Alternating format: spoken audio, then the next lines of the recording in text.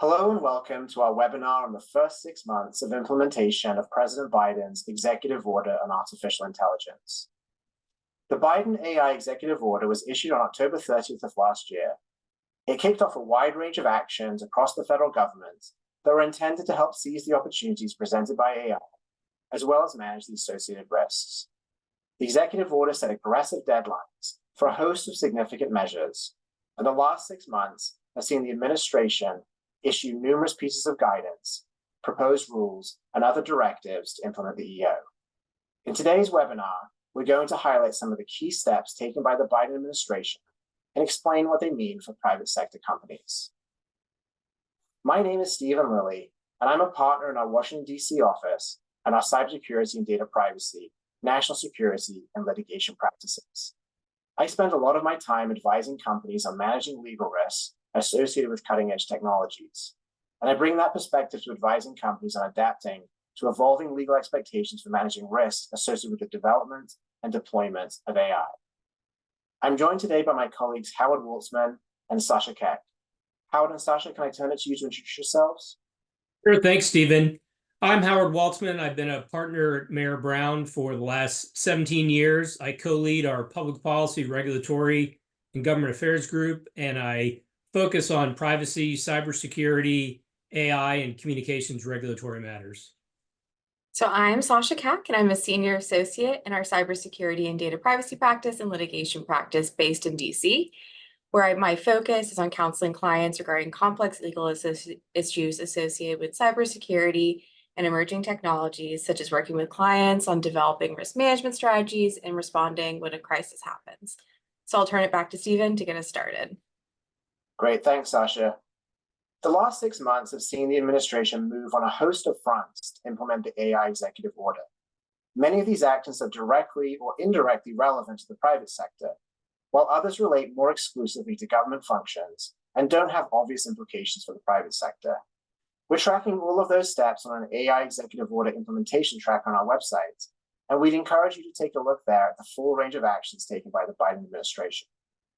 Today, though, we're going to particularly focus on 6 implementation steps that have potentially significant implications for private companies that develop or deploy AI systems here in the United States. Those 6 are the OMB memo on AI governance and risk management, required reporting under the Defense Production Act, a report by Treasury on AI-specific cyber risks in the financial sector, a rule proposed by BIS within the Department of Commerce on customer verification, recent guidance from NIST on a range of AI risk management topics, and DHS guidance on AI and critical infrastructure. Before we spend a few minutes summarizing each of these developments, let's set the table with a reminder of the key elements of the AI EO. Howard, do you want to summarize what the AI EO is and why it matters? Yes, and we can move on to the next slide. In October of 2023, President Biden launched a sweeping action across the executive branch pursuant to his executive order on artificial intelligence. The EO reflects an all-tools approach to try to encourage AI innovation while also addressing the wide range of risks presented by AI, such as privacy, security, and civil rights. While the EO focuses on establishing guardrails for the development and implementation of AI in the private sector, the EO also directs the federal government to widely consider the deployment of AI for government functions and ensure its safe implementation. The EO leverages authorities from the International Emergency Economic Powers Act, often referred to as IEPA, and the Defense Production Act. However, given the limited authorities and resources of executive branch agencies tasked with implementing the executive order, we expect that congressional action will still be needed. Next slide, please. Great. Thanks, Howard. With that background, I'll start by giving a summary of our first highlights, the March 28, 2024 OMB memo on advancing governance, innovation, and risk management for agency use of artificial intelligence. The memo is a broad effort to manage AI across the federal executive branch agencies. It applies to new and existing AI that is developed, used, or procured by or on behalf of covered agencies. There are a range of elements within the memo. A few of the key highlights are the requirements to designate a chief AI officer to coordinate use of AI, promote AI innovation, and manage risks, to submit an inventory of AI use cases that are safety impacting and rights impacting, to develop and publicly release an AI strategy outlining current and planned uses of AI, governance processes, workforce capacity, and on other topics, to ensure adequacy of IT infrastructure, data management capacity, and cybersecurity to be able to handle complex AI tasks, to assess potential beneficial uses and establish adequate safeguards for generative AI, to share custom developed code with other agencies and maintain it as open source, subject to various restrictions, to adhere to minimum risk management practices for safety impacting and rights impacting AI, and for additional requirements as appropriate. Beyond these specific requirements, I'd offer a few key takeaways from this memorandum. First of all, this memorandum may not be directly applicable to you because it is directed at agencies within the federal government. That said, this is one of the most detailed pronouncements yet by the US government on how it thinks AI risk should be managed. As a result, this memorandum and some of the concepts that it includes may be used as de facto measuring sticks for private companies in the future. As a result, this is an important document for companies to review. In addition, the guidance includes important definitions that could easily be transferred across contexts. And notably, these definitions don't necessarily map exactly to similar definitions in other AI frameworks with which you may be familiar, including the EU AI Act.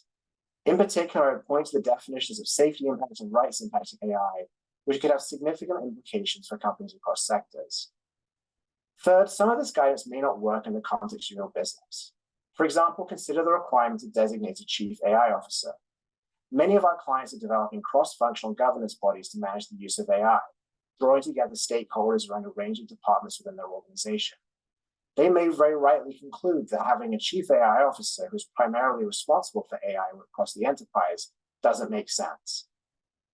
And finally, I just want to flag that this guidance document leads with a focus on innovation. While we lawyers often focus on risk management, the guidance provides a helpful reminder that the reason to use AI is the exciting opportunities that it presents. It's certainly important to keep these opportunities and the resulting benefits for your business in mind as you think through associated risk management activities. And with that, I'll turn it to Howard for the next slide. Thanks, Stephen. The Department of Commerce has started requiring reporting regarding dual-use foundation models. The requirement marks the first formalized safety and security information sharing program between some of the largest AI developers and the federal government. The Department of Commerce is authorizing such data collection under the Defense Production Act. While lawmakers and industry groups have pushed back on such authority and whether it allows the Department of Commerce to require such information sharing, the Biden administration is moving forward with this aspect of the EO. Under the EO, the required reporting includes ongoing or planned activities related to training, developing, or producing dual-use foundation models, including the physical and cybersecurity protections taken to assure the integrity of that training process against sophisticated threats, the ownership and the possession of the model weights of any dual-use foundation models, and the physical and cybersecurity measures taken to protect those model weights, and the results of any developed dual-use foundation models' performance in relevant AI red team testing. This is obviously a very significant step in the administration's attempt to understand better who has what are the most sophisticated models, often referred to as foundation models, and what safety measures are being taken to ensure that those models are being developed responsibly, handled responsibly, and not only the models themselves, but the model weights, which is what drive really the outcomes of decisions put into the models. Next slide, please. So I'm going to talk a little bit about a recent report that the Department of Treasury released. So in March, to fulfill their mandate under the AI executive order, the Department of Treasury released a report on best practices for financial institutions using AI. The report reflects input from financial institutions across the US on how they use AI and their practices for managing its risks. So starting with the findings on uses of AI, unlike some industries, the report highlights that financial institutions were using AI before it became trendy. And two prevalent use cases in the industry that are noted in the report were fraud detection as well as cybersecurity. And while financial institutions have experience with AI tools, the report notes that firms are taking a more cautious approach for integrating generative AI, looking for low risk, high return use cases rather than adopting it broadly and quickly. And large institutions also are investing in in-house capabilities to develop AI solutions, or at least leveraging their proprietary data to fine-tune their vendor-provided models. And in addition, the report highlights risks that are of concern to the financial institutions that were surveyed. So some of these risks are common to many companies, like threat actors using AI to more easily launch cyber attacks, but others focus on specific aspects of the industry, such as the need to be able to detect fraud and potential for bad actors to use AI to mimic voice and other identity characteristics that institutions use to verify customer identities, as well as using AI to create fake identities that could be used to perpetrate fraud against the institution. And with these use cases and risks in mind, the Treasury Report outlines a series of best practices related to governance, data, cybersecurity bias, and supply chain management. The best practices are relatively high level, but a few themes are: one, leveraging existing processes and mechanisms to integrate AI. For example, the report emphasizes establishing a risk management framework for AI and integrating AI issues into existing risk management programs. Similar to existing programs, the report recommends involving key stakeholders across the business when establishing the risk management program. Similarly, management of AI risks should be built into existing third-party risk management processes. And again, like cybersecurity, the report notes that institutions should apply existing cybersecurity best practices, like implementing strong MFA mechanisms and looking to the NIST cybersecurity framework for opportunities to integrate AI into current processes to mitigate risks associated with kind of AI use in cyber attacks. Another theme is the risk around data in AI systems. An identified best practice is to build a comprehensive inventory and mapping of data used for AI systems. And lastly, the report warns institutions around implementing AI tools without considering limitations and how those create risks that may be out of line with the institution's risk tolerance. An example being the risks related to a use case that should have an anti-bias assurance, recommending that for those uses, the AI model should be trained on data that's prepared with an anti-bias standards. And overall, the report could be a helpful use for financial institutions looking to learn about how their peers are addressing AI-related issues. And while not binding, the best practices are an important guidepost for organizations to ensure that they are adopting practices in line with their peers. And financial regulators also may look to these best practices when evaluating compliance with existing laws and regulations that could reach AI, such as standards for risk management and information security, as well as data governance. So with that, I'll hand it back to Howard to discuss the next topic. Thanks, Sasha. So another Department of Commerce initiative involves a proposed rule requiring cloud providers to verify the identities of foreign customers. This notice of proposed rulemaking results from an original EO from the previous administration to establish identity verification procedures for foreign customers, and President Biden's EO requiring foreign resellers of cloud products to institute the same procedures and requiring verification and reporting for AI training runs conducted by foreign customers. The proposed rule covers a broad range of cloud product offerings, inclusive of managed and unmanaged products and services and virtualized products and services.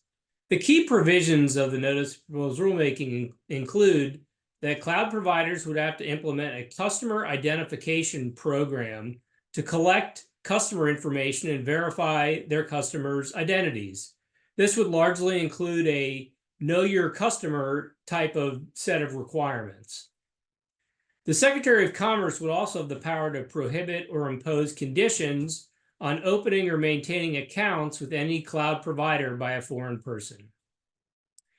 Industry representatives submitted a range of comments before the comment period ended this past Monday and broadly pushed back on the proposal.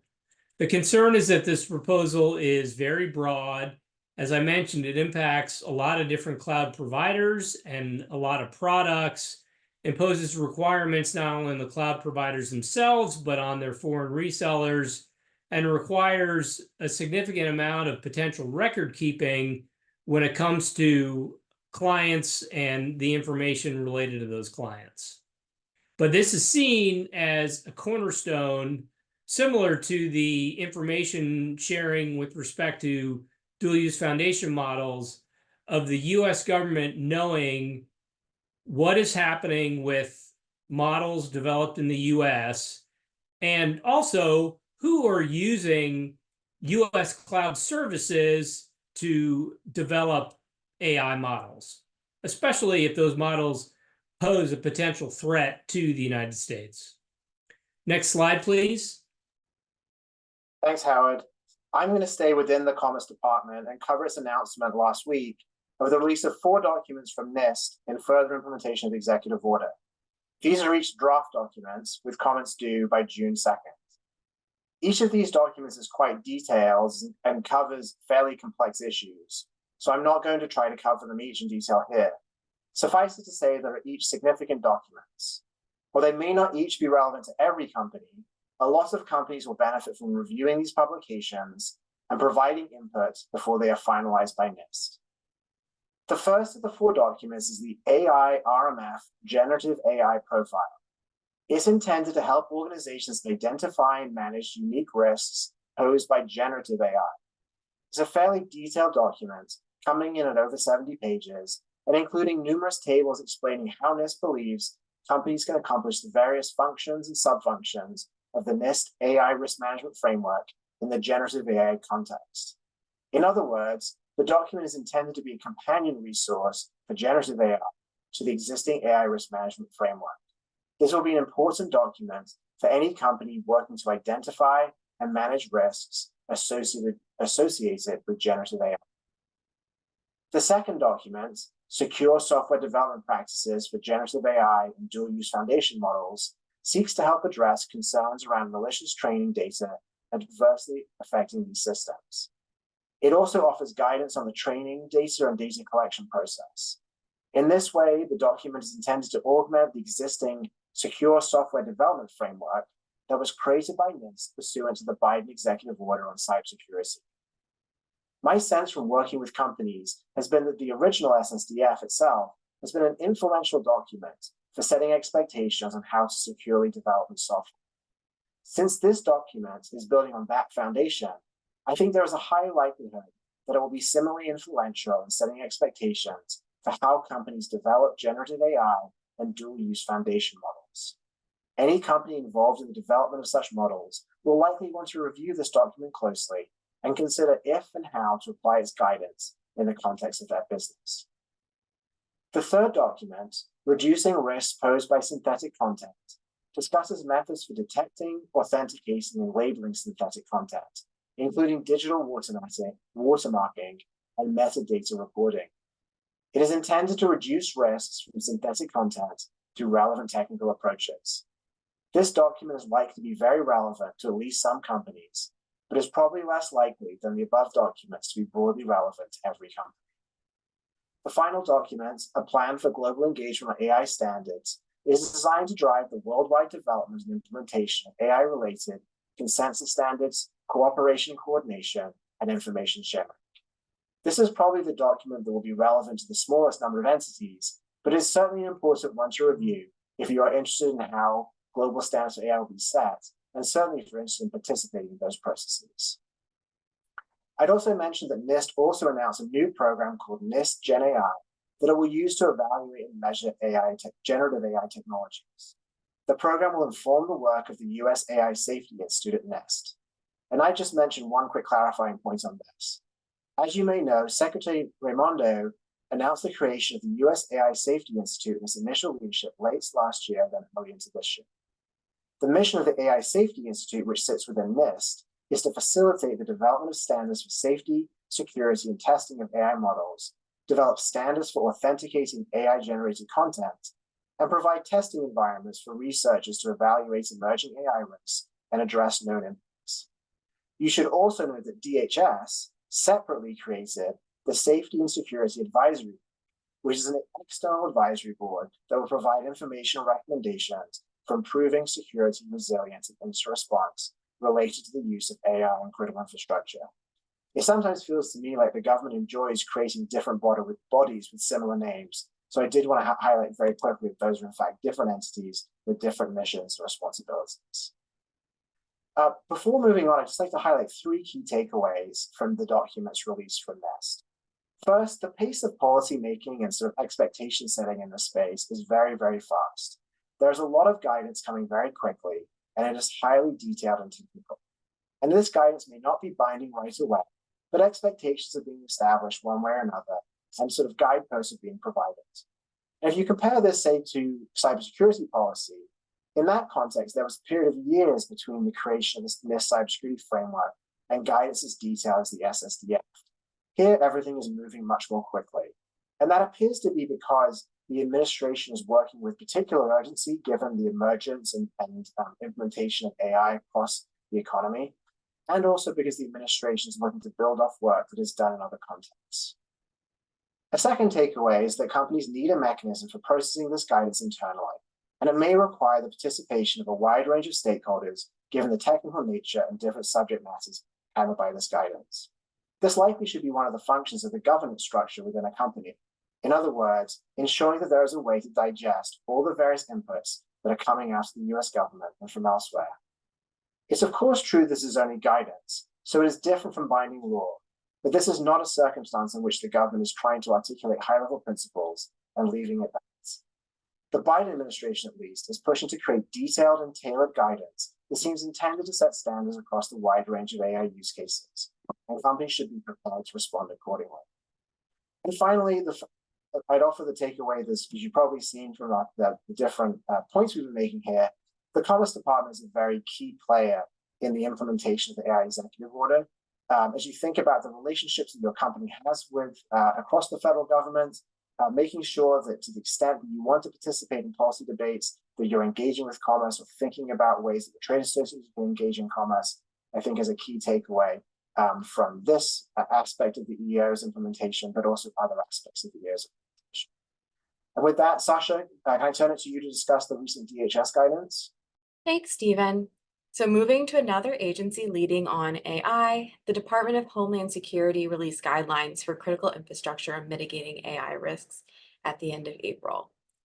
The guidelines build on the NIST AI risk management framework to offer more specific practices targeted to critical infrastructure sectors and vendors that support those sectors. Generally, the guidelines emphasize establishing or updating documented policies and procedures to ensure AI risks are identified, tracked, and mitigated across an organization. I won't walk through every recommended practice, but will highlight a few of these under each function. So starting with the govern function, the guidelines recommend expanding or establishing cybersecurity processes and procedures to address AI risks, such as incident response plans that account for attacks using AI and secure by design practices that apply throughout the AI development life cycle. Also, in line with cybersecurity practices, the guidelines recommend integrating AI threats and system failures into information sharing mechanisms. Lastly, recognizing that many critical infrastructure companies rely on vendors to provide AI tools, the guideline notes the importance of establishing roles and responsibilities and documented plans for the management of vendor-provided AI systems. Moving to the map function, which focuses on understanding the organization's use of AI, the guidelines emphasize some documentation recommendations. So first, they talk about how companies should create an inventory of all current or proposed AI use cases, their risks and mitigations. This would include risks from vendors in the AI supply chain, such as vendors that provide or host AI systems. The guidelines also talk about conducting an AI impact assessment for every use of AI within an organization. Accordingly, organizations might consider developing a template for these assessments so that they can implement that going forward. And once the use cases and risks are identified, the measure function outlines practices to assess and track those risks. One recommended practice is regularly testing AI systems for both cyber and compliance vulnerabilities including through red team exercises. For instance, the guideline highlights assessing AI model performance and output for anomalies. The evaluation process also should extend to AI vendors. Lastly, the manage function addresses implementing and maintaining risk controls. Like in cybersecurity, these guidelines focus on prioritizing risks and assessing mitigation options accordingly, as well as responding to incidents to restore AI systems safely and securely. Also in line with other Biden administration activity, the guidelines push for implementing tools like watermarks that support identification of AI-generated content if that's part of a company's use case. And like many of the materials we've discussed today, this guideline joins the growing library of best practices that the Biden administration is pushing. However, critical infrastructure companies may want to keep a closer eye on implementing these guidelines, as the next step under the AI executive order is for OMB and DHS to work with other agencies to take steps to mandate these guidelines or portions of them for their relevant sector. So with that, I'll turn it back to Stephen and Howard to discuss what else is coming next. Great, thanks, Sasha. As you can tell from our prior discussion, a lot of work already has been done across the Biden administration to implement the AI executive order. But before we close, let's take a quick look at what's still ahead on the AI policy front here in the US. The AI executive order set in motion over 100 specific tasks across the administration. Many of those remain in process, so there will be plenty of activity under the EO during the rest of the year. A lot of that will build on the types of actions we've discussed today. One thing in particular for the private sector to look for, however, will be efforts by the administration to give legal teeth to non-binding guidance. To that end, I particularly highlight the AIEU's direction to consider potential changes to the federal acquisition regulation, as well as Sasha mentioned, to regulations governing critical infrastructure. While binding legal action still remains a long way off on either front, this will certainly be an important issue to watch in the coming months as the administration looks to give legal effect to the guidance it is issuing under the executive order. And of course, all of this action sits in the context of broader policy and political debates. Howard, do you want to give a bit of context for how the actions we've discussed relate to ongoing debates in Congress and in state legislatures, as well as what the upcoming presidential election may mean for all of this? Thanks, Stephen. There's been a lot of activity on the Hill on AI, and it's been in both the House and the Senate. There have been dozens of bills introduced on various aspects of AI, whether they deal with the elections, deepfakes in general, privacy, cybersecurity, intellectual property, or more general licensing and other requirements, including red teaming. While no bill has moved particularly far in the process yet, there have been a number of efforts that are kind of worth mentioning. First of all, Majority Leader Schumer in the Senate led a group that heard lots of input from lots of stakeholders to inform the legislative process, and we expect that group to issue a report in the relatively distant future. In the House, the Speaker of the House and the House Minority Leader appointed a House AI task force led by Jay Obernolte on the Republican side and Ted Lieu on the Democratic side, both of whom have extensive experience with technology and AI. And so it's a good sign of a good effort and a serious effort in this regard. This past week, the Senate Commerce Committee almost marked up 2 AI-related bills. Those were pulled from the agenda shortly before the markup, but it just shows the kind of groundswell of activity that there is. I think one of the most interesting things, too, about the federal efforts is they're very bipartisan. This is AI, unlike a lot of issues currently on Capitol Hill, is not a partisan issue, is not broken down on partisan line. There's a general amount of bipartisan support for the need for the US government to try to get ahead or at least set benchmarks for AI so that there's a clear framework in place. At the state level, there's also a lot of activity. Similar to what's going on in Capitol Hill, there have been dozens of bills that have been introduced at the state level, some of which have moved pretty deep into the process. 2 in particular I'll highlight are California and Connecticut, both of whom are processing AI-related legislation that have the potential to be enacted into law. In terms of the implications of the 2024 election, if the administration changes hands, an incoming president is not bound by a previous administration's executive order. So all of these efforts we've been talking about will not necessarily continue in a new administration. However, what I would say is a number of these efforts built on what progress was being made during the Trump administration on AI and technology in general. And they are generally bipartisan initiatives. So I don't really necessarily view a lot of the initiatives that are underway, whether they're at the Commerce Department, DHS, Treasury, OMB, as coming to a complete halt. There may be some changes. A new administration may have a different view, for example, on the NPRM at the Commerce Department right now, with respect to the Know Your Customer type requirements for cloud providers. There may also be different views in terms of issues such as whether AI models, especially foundation models, should have to be licensed. But again, when it comes to the core issues around AI, I don't really see a sea change, even if the administration changes hands. Great. Thanks, Howard. So our discussion today has covered a lot of the key actions taken by the administration under the AIEO, including some that have the most significant implications for the private sector.